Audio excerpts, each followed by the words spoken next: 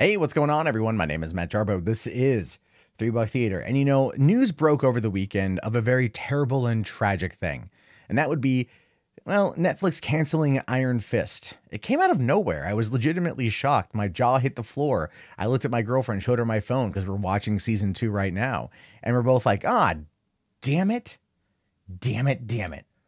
But it kind of makes sense, right? It does. I mean, out of all the shows, this one kind of felt like it was going to be the first one to get the axe. I am legitimately surprised because I figured in the whole wake of the Disney streaming service, Disney Play versus Netflix kind of being stubborn bastards because they're losing all their Disney content, they would just keep this thing a-going. But even Netflix understands that, sometimes you have to cut a loss. And that, of course, is kind of what they were doing with Iron Fist. Iron Fist season 1, in fact, all the episodes of all the shows, right, have in fact been 13 episodes. Even when it's a detriment to the series, they've all been 13 episodes. This one, the season is well, only 10 episodes. And that was actually something that people commended, is saying, oh, it tightened up the story a little bit. I look at that as being it got a 10 episode kind of, we'll see how it's doing. We'll see if people binge it any better. Because the thing was, when Iron Fist dropped a couple summers ago, it was roasted by critics. The season's still roasted by critics, but just less so. But the fans flocked to it. The fans really, really, really liked it. It was the last series to come out before The Defenders, and people just swarmed to it. And I myself found it had problems, but ultimately I enjoyed the ever-living hell out of it. And even seeing what is it? The Defenders and Colleen Wing popping up there and Misty Knight, and then making an appearance in Luke Cage season 2 and kind of bringing these two worlds together. I started to ask myself whether or not it would be better if that would just be the norm. If that would just be what they would do, is bring in all of these characters, bring us Heroes for Hire and bring us Daughters of the Dragon. In fact, even Jessica Hennick had made a comment on social media before Luke Cage season 2 came out, talking about the Daughters of the Dragon being reunited. And that was something I found to be interesting, which leads me to ask the question, did they see the writing on the wall? Did they know what was coming as they were leading into the release of Iron Fist season 2?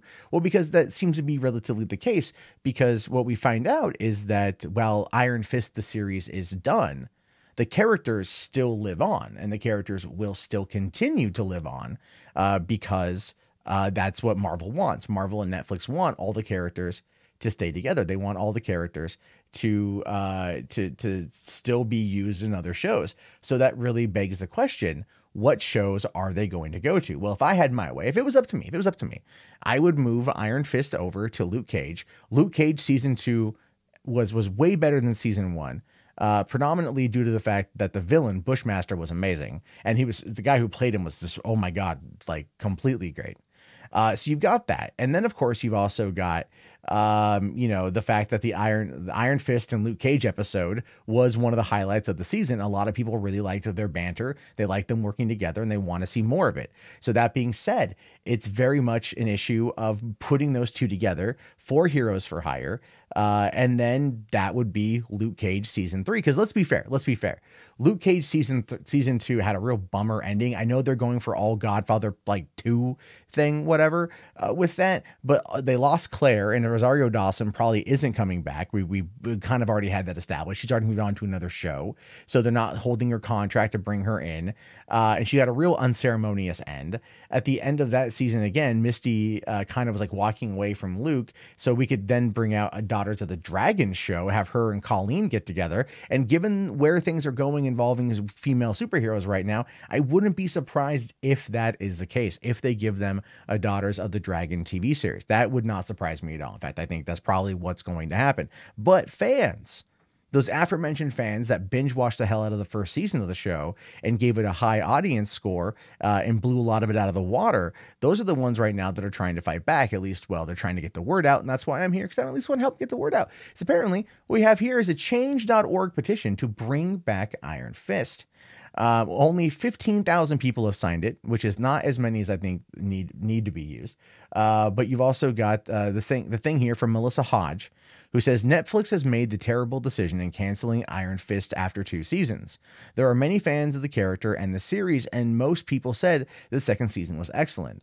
I think it's unfair that Luke Cage, Jessica Jones, and Daredevil get a 3rd season and their shows get mixed reviews too, yet Iron Fist gets the shaft. There's so much more potential and stories to be told, and it's not great fan service to end the last season on a cliffhanger and not go along with it, especially when the second season was more well received with critics and fans. So Netflix and Marvel, please revise your decision and greenlight a 3rd season of Iron Fist. Now, look, the likelihood of that happening, no, it's not. It's not. I'm not saying don't express yourself. I'm not saying don't put that out there or anything else like that. I think you should, because I think it's going to show Netflix exactly that fans still want it. It's going to show Netflix that fans are still eager to see more from this world. And they've already said they're going to keep Iron Fist around, just in different things.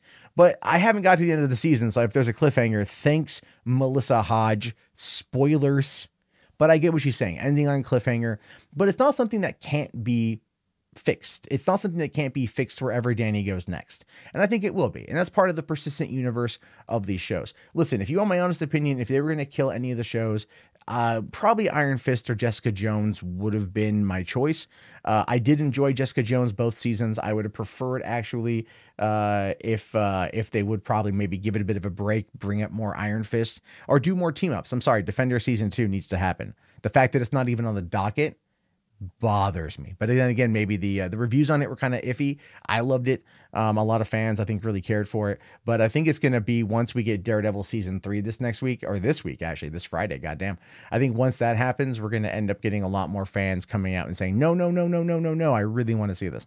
Anyway, so I'll link to the petition if you want to sign it. I recommend giving it a go. I'm going to sign it because you never know what might happen, right? It might be a futile attempt, but at the same time, these fans are dedicated to try to keep Iron Fist around and Iron Fist in his own show, and I support it. I do. I very much support it. I love everything that Netflix has done so far, and I don't want to break up a good thing, and I feel this might break up a good thing.